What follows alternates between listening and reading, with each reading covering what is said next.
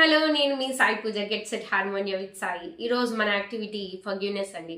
డెఫినెట్గా మన లైఫ్స్లో through actions ద్వారా కానీ వర్డ్స్ ద్వారా కానీ మనం కొంతమందిని హర్ట్ చేస్తుంటాం. ఆరల్స్ మనల్ని కొంతమంది హర్ట్ చేస్తుంటారు. అది ఇంటెన్షనల్గా కావచ్చు, ఆరల్స్ అన్ఇంటెన్షనల్గా కూడా కావచ్చు. సో అటువంటి పర్సన్స్ ఎవరైతే ఉన్నారో వాళ్ళని మనం ఫర్గివ్ చేయడం వల్ల మనల్ని మనం ఫ్రీ చేసుకోవచ్చు.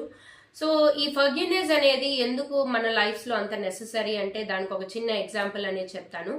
ఫర్ సపోజ్ ఈ బాటిల్ ఒక వెయిట్ 200 to 300 grams ఉంటుంది. ఈ బాటిల్ని నేను 5 minutes క్యారీ చేస్తే ఏమవుతుంది? It won't hurts me, right? అదే బాటిల్ నేను 1 hour కానీ హోల్డ్ చేస్తే ఏమవుతుంది? డెఫినెట్గా నా రిస్ట్ అంతా కూడా పెయిన్ వస్తుంది. ఇదే బాటిల్ నేను 2 or 3 days క్యారీ ఫార్వర్డ్ చేస్తే ఏమవుతుంది? డెఫినెట్గా నా హ్యాండ్ ఏదైతే ఉందో అదంతా మొద్దుబారిపోతుంది, పట్టేస్తుంది, ఈవెన్ పెరాలసిస్ వచ్చే ఛాన్స్ కూడా ఉంది. So think that the hand ఏదైతే నేను పట్టుకొని ఉన్నానో అది మీ బ్రెయిన్ అనుకోండి.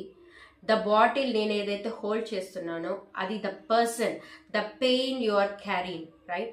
సో ఇట్లా మీరు కంటిన్యూస్గా ఆ పర్సన్స్ని, ఆ పెయిన్ని క్యారీ ఫార్వర్డ్ చేసుకోవడం వల్ల ఎవరిని హర్ట్ చేస్తున్నారండి? మిమ్మల్ని మీరు హర్ట్ చేసుకుంటున్నారు, మీ ఇన్నర్ పీస్ని కోల్పోతున్నారు.